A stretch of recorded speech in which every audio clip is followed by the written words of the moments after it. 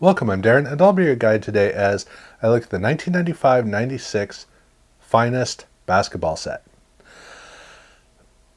Finest always had a difficult, well, Topps had a difficult time getting Finest to really work for the basketball card market because even in the mid-1990s, the basketball card market was still emerging. It was really passionately followed, but it just didn't have the breadth that there was in the other sports.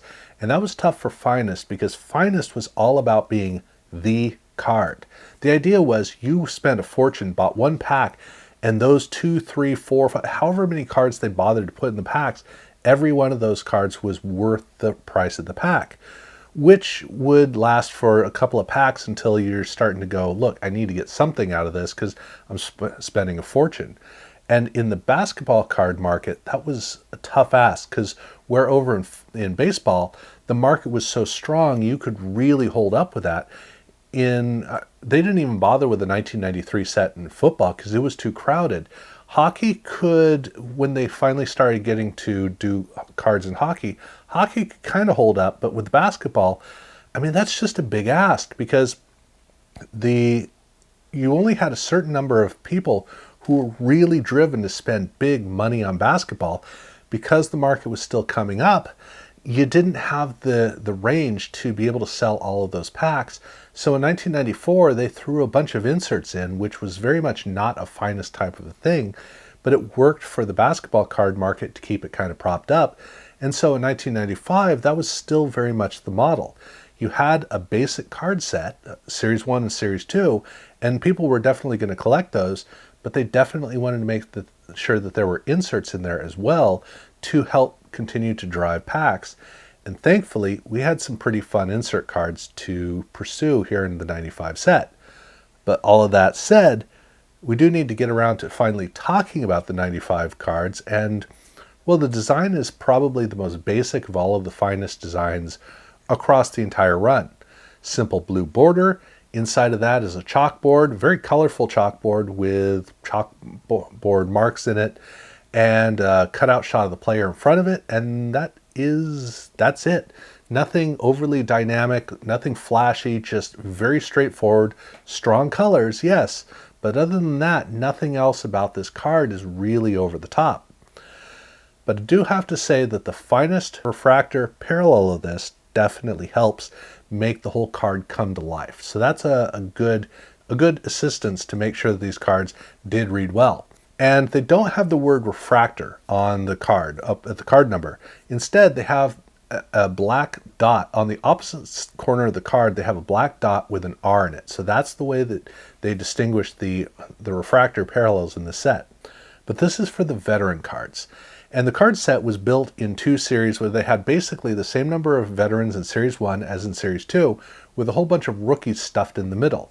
But all those rookies were stuffed into Series 1 packs, and the rookie cards themselves were a bright orange border.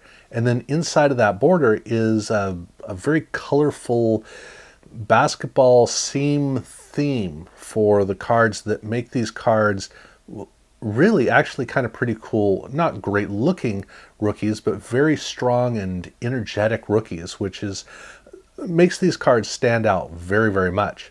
But that's the way that the card set was built. It was built with a bunch of veterans in blue, and then it had some rookies in orange, and then it got back to veterans in blue, and then it ended in an interesting way because there was no card number 251. Now, 251 was supposed to be Series 2 checklist. Series 1 had a checklist, Series 2 is supposed to have one, but it didn't get one. But the reason I note that is because there is a card number 252, which is a Magic Johnson card. And it's not a tribute card. Magic actually came back and played a few games as a forward late in the season. And so that meant that just like the previous year when Jordan came back at the end of the season and late release cards like Finest Series 2 were able to tack Jordan onto the end, here in 1995, they did the same thing with Magic Johnson. This is one of the few Magic Johnson cards that we got to see for player cards in 1995. Again, card number 252, but there's no 251 because either the checklist was replaced with this, but that doesn't make sense for the number, or, well, I don't know why there's no checklist. Regardless, this card is basically the last card in the set. There is going to be a hole if you're trying to collect it. Obviously done with the refractor parallel, as you can see. And yeah, that's what we've got for the set at least. But then we've got the inserts. And the first insert set is, well, you can see they're having some fun. Dish and swish. And right from the outset, you can see that this is a 2-front card. On the front of the card, it has a red border, like the Magic card. On the back, it has a blue border, but it's not rookies and veterans. It's passer and shooter. Now, it's not a set full of point guards. It just has players who are really good at distributing the ball, and then players who are really good at sinking the shot. So that's really the theme of the set. It's not just dedicated to two positions. But I do have to note this: every single team in the set every single team in the league is represented. So there are 29 different cards because it's 1995. So we now have Toronto and Vancouver. And so even though they haven't really been playing at this point, we still know who good players are on the teams. So that means that every single team does have one of these cards. You'll also notice that they have protectors on both sides, just like you would expect, since the set all had protector cards. Here they have protectors on either side because it's a 2-front card, but they don't have a refractor parallel of the set, which frankly, I got to say, is almost a little bit disappointing, because it really would be awesome if they had the refractor parallel of the set, especially with the 2 fronts. But here in 1995, they just weren't thinking of doing that. Well, actually, all the main inserts don't have refractors, which is too bad. The second insert set is Hot Stuff, and this is a normal card, so it has a regular card front and then it has a regular card back on the opposite side. This has an orange border with whether it's race marks or scribble marks or tear marks, whatever the theme is for the very chaotic inner border, not sure. A big name running right up one of the sides, and again, no refractor parallel. The third insert set to look at is Rack Pack. And Rack Pack is a small set of cards with almost a raspberry type color of border. Inside of that is, well, it's almost like a skybox back. And this is wonderful that they did this for these cards, because now this is what a finest card should be like. I mean, this is absolutely a card that I wish that they did refractors with. Wonder what it would look like? Well, actually we know, because they did do refractors of these, but not in packs. They did them in the factory, then those cards somehow made it out into the market, which means the cards are around and are available. But again, they're not pack pulled cards. They are serendipitously released upon the market cards. So it's, at least we get to see what they look like. The last normal insert set, and normal is relative here, is Veterans and Rookies. Maybe not the most svelte and creative name in history, but it's certainly a name that fits the set. This is again a 2-fronted card, like with Dish and Swish. In this case, it has blue on the front and it has orange on the back, because the blue is for veterans and the orange is for rookies. All 29 teams are represented, and you'll notice that they have a really great design on these cards to really take advantage of the chromium potential on these cards. This gets back to the same point I just talked about, where it'd be really nice if they had refractor parallels, but in this case, to the best of my knowledge, they didn't bother to make refractor parallels, which is just a real shame, because man, these would have looked cool. But regardless, they're still, the 2 front cards are still really awesome, and again, we have one for each team for both sets, so every one of the 29 teams has 2 cards across the 2 releases. But I've been talking about normal inserts, regular inserts. And the reason for that is because they have one other insert set that is a lot more complex, and that is Mystery Finest. Now, Mystery Finest is not unique to Finest, which is kind of weird when you think about the name, but Mystery Finest was launched as an insert in Topps packs. So it's Finest cards in Topps. That's where it really comes from.